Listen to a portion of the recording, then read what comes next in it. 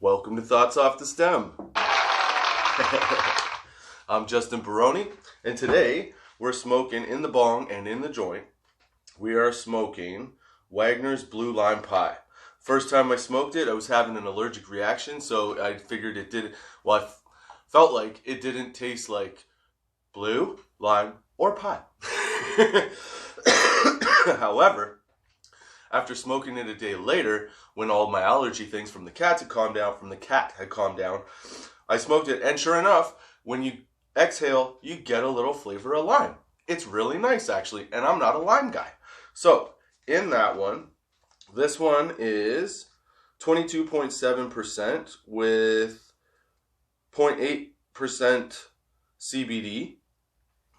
So 22.7% THC, 0.8% CBD. It is a hybrid, indica-leaning hybrid. It definitely smokes a bit like an indica.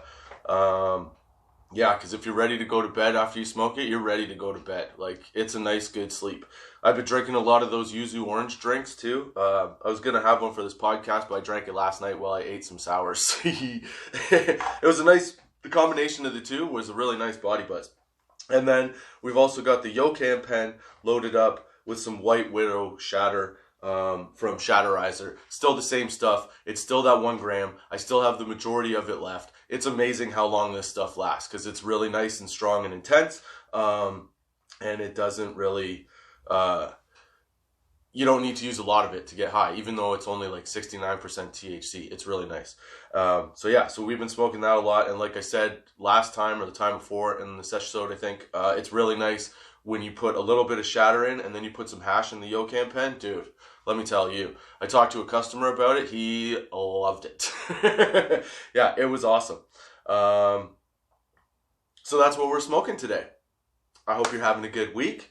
Thank you for joining me, Justin Barone, on your Friday at 4:20 p.m. to start your weekend off right. Yeah, baby. I'm a little excited because I actually got some like solid sleep this week. It was pretty awesome. Oh, I should get my ashtray out here. There we go. Yeah, it was pretty awesome. Let's hit the Yokan pen to start it off. Cheers to your weekend.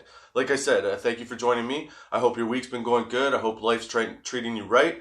And I hope you're ready to enjoy the weekend, baby. So here goes the Yokan pen. I just charged it and loaded it up, so it's pretty solid and ready to go.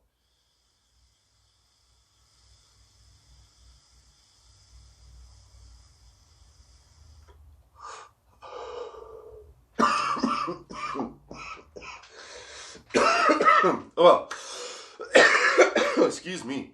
I've noticed the more that I smoke it, it gets a little harsh, but I have a feeling because one of the terps in it is from like cedar, and instead of getting that pinene, I forget what the terp is called, but basically it's a little bit of a harsher hit.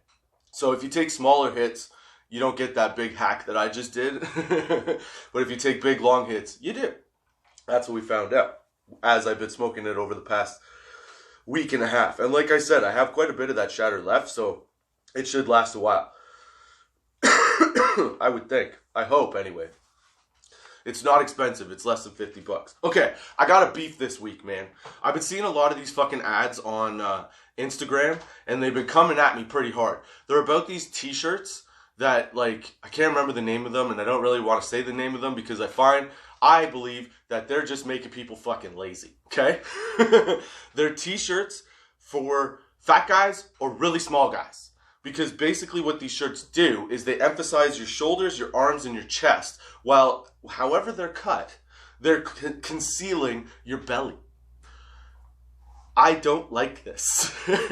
I hate that I'm getting ads for it, because quite honestly, if I'm getting ads for that, that means one of two things. Either Instagram thinks that I'm fat and I need to conceal my gut, or they just think that I need a new t-shirt. I'm inclined to go with they think I'm fat and I need to hide my gut. Here's the problem I have with these fucking t-shirts. They keep fat guys fat and they keep skinny guys skinny. Why? Because they make you look like you don't look like. You know what I'm saying?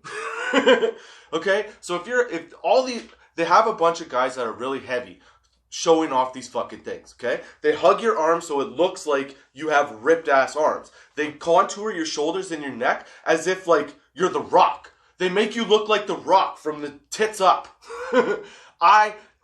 It makes me so goddamn mad, dude. You don't want to put any effort into anything. You just want something to conceal what your lazy ass has already done. Side note, if you're easily offended, you may want to not watch this video. Because apparently I'm very passionate about this, and I don't like it. And I don't like it for the simple fact that I've been that fat guy. Okay? I get the fact that you want to find a shirt that makes you look good. But you know what makes you look good? Working your lazy ass out.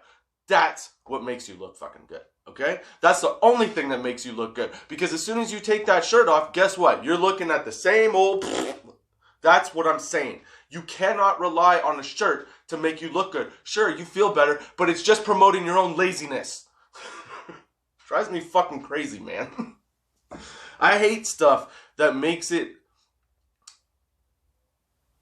I hate products that circumvent effort. It's not cool, dude. Stop trying to circumvent effort. You have to put effort into the shit that you want to get. If you don't put in effort, you're not going to get it. And covering it up and making it look like you've achieved something that you haven't achieved is even worse. Because you know why? No one on the outside gives a shit. Okay? But it's going to wreak fucking havoc on your brain. Because you're going to think, I'm the shit. And then when you're not the shit, you're going to be like, what the fuck happened here? Well, it's because you didn't put in the fucking work. And these t-shirts are like the definition of that. Because if you're a big dude, you can put on this shirt and it hides your belly.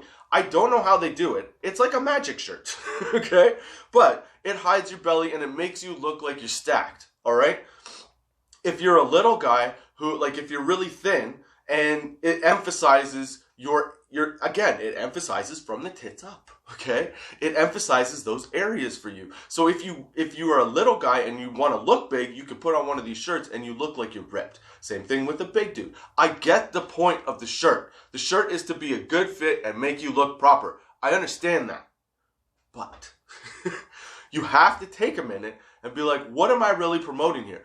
I'm promoting fat guys having an unhealthy lifestyle and little guys thinking that they're jack dudes. I don't know. I'm just talking out of my ass. But it does. Honestly, it drives me a little bit crazy. Because as a bigger guy, like I've said before in this podcast, I've been 250 pounds of pure fat. Okay? Just a big giant blob of human. Okay? And I got in shape. It took me years to get back in shape. I've lost it now because I've gotten lazy. And yes, those shirts attract me because I'm like, oh, they'll emphasize all my good parts and I'll look really good and I won't have to work out. But again, like I said, when you take that shirt off and you're standing there looking at yourself in the mirror before or after you get out of the shower, when you're changing in your room, whatever the time may be, you still have to look at Gut McGee, okay? That's all I'm saying. And I don't like the fact that that the shirts allow you to or help you, promote you to think positively about kind of a negative thing. I get it. You want to look good. But to look good, you got to try to look good. And that means you have to put physical effort into making your physical body look the way you want it to look without that fucking t-shirt. Okay? It's promoting, I think, and there's a lot of products. This one's just popped up a lot in the last week. But it's promoting laziness, man. All the stuff that we do now as people is try to promote ourselves or try to get ourselves to the finish line without running the fucking race. That's what I'm saying. What we're trying to do is get past all the hurdles versus trying to work through the hurdles or jump over the hurdles to get there. Because you have to learn how high to jump to fucking hurdle stuff.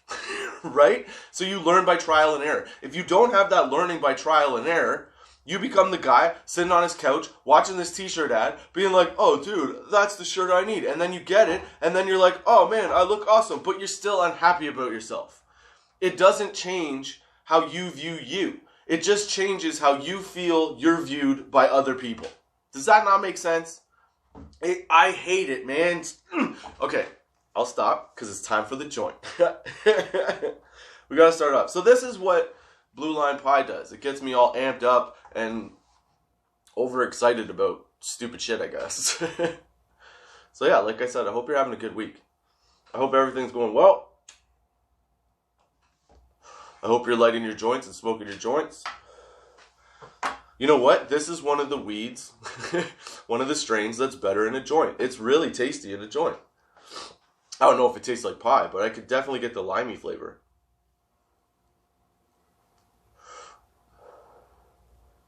Yeah, that's pretty good. Pretty delicious. Although it's burning funny, I don't know why. But yeah, I don't know why as like a society, we're getting to the point where we just want everything to be handed to us. We want to get the rewards that we think we deserve without actually putting in the effort. But without putting in the effort, you can't really truly get the reward that comes from that effort, right? You know what I'm saying? It's the same with fucking driving and shit. Like, there's so many people on the road now. I know this is a flip, but I'm getting there. You know, there's so many people on the fucking road now that, like, people have lost etiquette. That's what it is. We've just lost our sense of etiquette when dealing with each other. I don't know if anybody else has noticed this, but, like, my car now has 4 fucking dings, dents, and scrapes across the one side of it because in parking lots, people are parking, like, right side by side and not taking any care when opening the door. They're just firing that fucker open right into the next guy's thing. Like, what happened to the day where you did something like that, you left a note on the person's car and said, look, I'm sorry I did that. I'm a fucking twat. You know? Like, here's my number, call me and I'll get it fixed for you. That kind of thing. That doesn't happen anymore. Everybody does shit and they're either, one, not paying attention to what the fuck is going on around them or other people. And 2, they just don't they don't give a shit. Or we've become such a, like, degraded society that we're at the point where no one can take the chance to admit to their mistake because it plays on their head in 2 ways. 1, their head and their mental frame of mind. And 2, like, their pocket. Because nobody has money anymore, man.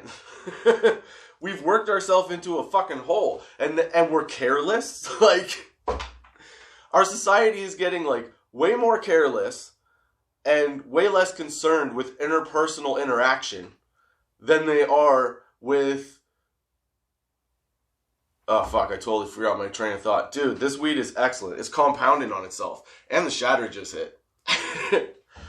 Where was I? Oh, yeah. Society and our breakdown and our total demise of human interaction. Happy Friday, baby. But yeah, we've got to this point where we just do not give a shit about our fellow man. We talk to each other rudely. We walk in front of each other, like we cut each other off to get to where we need to be because we're so focused on us, because all of our, circumstances in the last few years have been like sort of a, save yourself situation. Make sure you're good. Don't worry about anybody else. And it's like compounding the fact that before COVID, before the shutdown of society, essentially, we were starting to drift to a spot where it was more important to get what you wanted than to create a sense of unity, right? And have a sense of respect for other people. Now, with COVID and the way that all unfolded and has been and is playing out, it's like emphasize that need to stay stuck on you. You know what I'm saying? Like, when I get out of my car, okay, and I'm wearing my frumpy old t-shirt and my guts hanging out, I always, my kids, because it's a 2-door car, okay, and they all have to fit in the car. There's 3 of them. But when I get out, I always hold the side of the driver's side door so that if I do accidentally bump the other car, it's just pinching my hand versus hitting the car. Okay, I tell my kids, don't open the door too far, be careful, blah, blah. And I make them hold the door for each other so that they're not hitting other cars. My car, in a month, has got 4 fucking dents. No respect. I feel like Rodney Dangerfield. Nobody gives a shit about people anymore, man. We need to work on that. And the way to work on that is putting in the effort. It's not buying t-shirts that make you look like the Incredible Hulk when you look like Jabba the fucking Hutt, okay? That's all I'm fucking saying. We gotta get our shit together. We gotta come back together as a people, have open, normal, regular conversations, have a certain level of respect for one another, and pay attention to other people's things. How they feel, what they want, what they expect. See if you can help somebody out. Do something for someone else. Stop just going through life tunnel visioned on what your wants and needs are. Because if you start to branch out from your wants and needs will get taken care of. Things will work out. Why? Because oddly, the universe has a weird ass way of making that shit work in your favor. And I can tell you all of these things from personal experience. I was the guy looking for the fucking t-shirt that made me look better than I looked. Okay? After realizing that the t-shirt was great, but I still, if I wanted to date somebody and take my shirt off, had to look a certain way because that's how I wanted to look and what would make me feel better. So I put in the years of working out to get to that point. I'm not saying that you have to do this. I'm just saying that if you want results from something, you have to put in the effort. You can't just slouch back and be like, oh, I don't know what to do, and then cover it up with a Band-Aid, okay? The door thing, I've had that situation happen by accident where I've dinged somebody's door. And you know what I did? I found that person and I fucking paid for their dent. Okay? That's what I'm talking about. I had another woman with a few kids when I was like young. This is what I used to do. If you dented my car, I would, okay, so this one quick story. So this one time I pulled into a Blockbuster. So you know how long ago this was. I pulled into a Blockbuster. A car pulls in beside me. My girlfriend and I are going to get out of the car. As we're about to get out, the other car decides they get out first. So they open all their doors. The kid smacks their door into my door. The mom turns and goes, oh, did you hit that car? Kid goes, yes. The mom goes, oh, okay, don't worry about it. Closes the door and walks into the store. I was like, you kidding me? I'm in the car. I watched it happen. She must have not noticed. So I follow her into Blockbuster. I walk up to her, I go, excuse me. She doesn't acknowledge me. I'm like, not even, like I'm a foot away from her. I'm not far. And I'm clearly talking to her. Excuse me. She goes all the way around the Blockbuster and just flat out ignores me and won't respond. What kind of fucked up behavior is that? Okay? So I get out to the car and I go, well, if you're going to dent my car, I'm going to dent your car. So I took my car door and I put it into the side of her car door and I just pushed on it so it dented in her door. And it didn't do anything to my door. That's the kind of asshole I was. I learned from that mistake because I felt really bad. But that's where the breakdown happens. When we start to think to ourselves, oh shit, that person's acting like an asshole, so I'm going to respond in kind and act like an asshole. We, including myself, because I was talking to my daughter about this yesterday, have to reflect on our own behavior and decide whether or not being the asshole is the right thing to do. You know what I mean? Like, you have to take a second, and instead of when somebody's being an asshole to you, if you respond you look just as bad, is what I'm saying. So sometimes we have to take the higher road and not get in that frame of mind and be the nicer person. That's what I'm saying. I've done that from experience. I've learned that, from experience. And that's all I'm trying to tell you. You don't have to do any of these things, but it would make a much better interaction to human society and the community around you if you started adapting some of those ways of thinking. That's what I'm saying. So yeah, cheers. I hope you're enjoying the sesh. I hope you're enjoying your joints. And it's time for the ganja gone. So, in the spirit of my little talk about, sharing with others and trying to help community and build it and being on the offering end instead of the taking end of things, these weed facts this week are growing facts. The, beginning, most important things to know about growing. Okay? So these weed facts this week you can find on tots420.com under weed facts in the menu. These are from gardencalendar.ca. How to grow cannabis like a pro, step-by-step guide. So these are the 5 sort of points that I thought were the most prevalent if you're doing it for the first time and you just want to know how to start. Okay? So, fact number 1. This is the environment that you should choose. You could choose from a bunch of different things. Here we go. So, you can use an open room, a cabinet, a closet, a grow tent, or anything similar to that that's suitable that's suitable to box in your environment. You could do space buckets where you cut the hole in a bunch of like Home Depot paint buckets, the 5-liter pails, and you stack them on top of each other. You can grow one thing. Look it up on Reddit. It's awesome.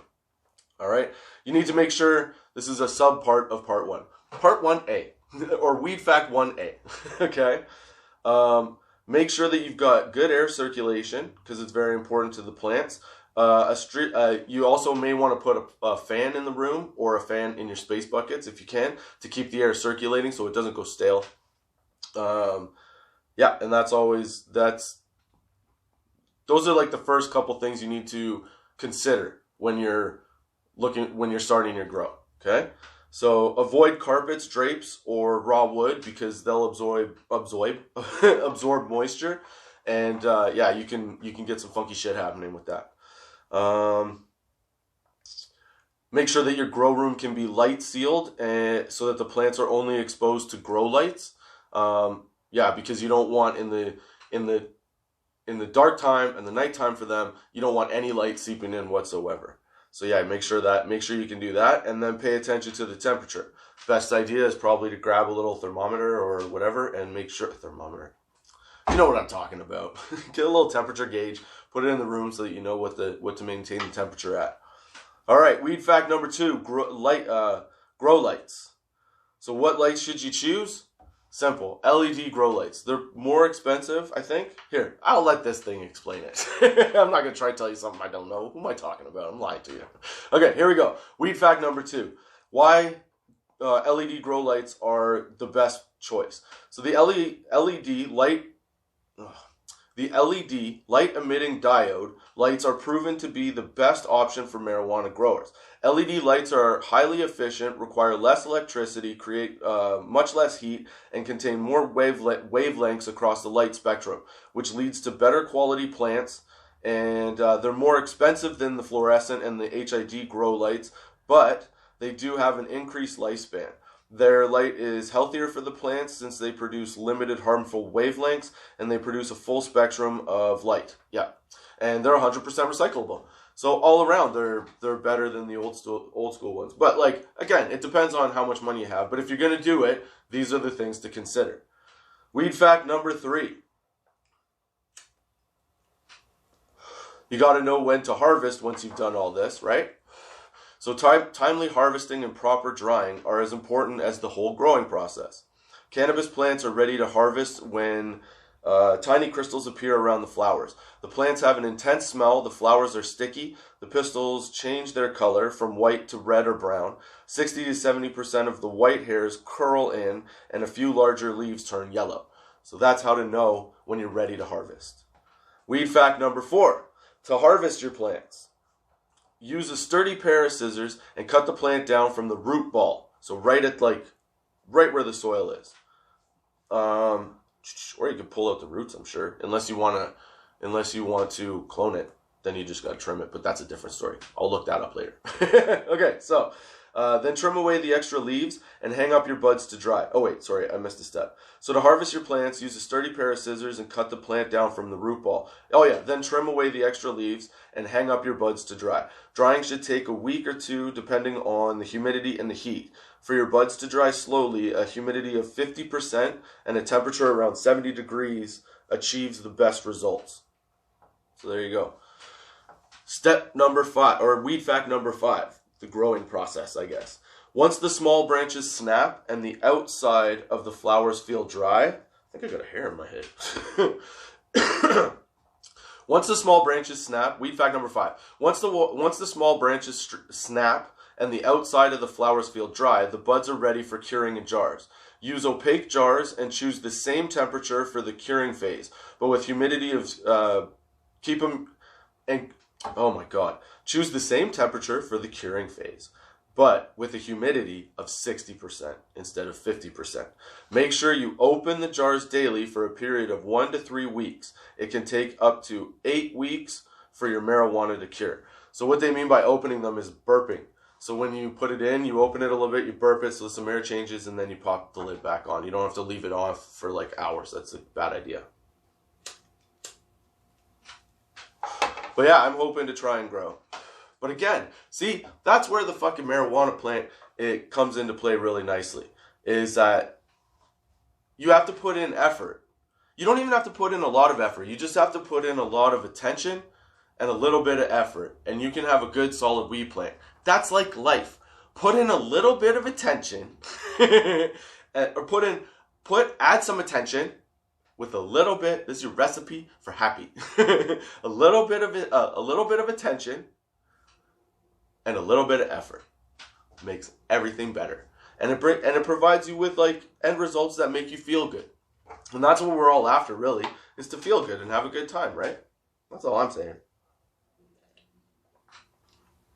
Yeah, that's what I'm saying. So, in an effort to have a good time and start your Friday off right, I have got some dude for real facts that might blow your mind.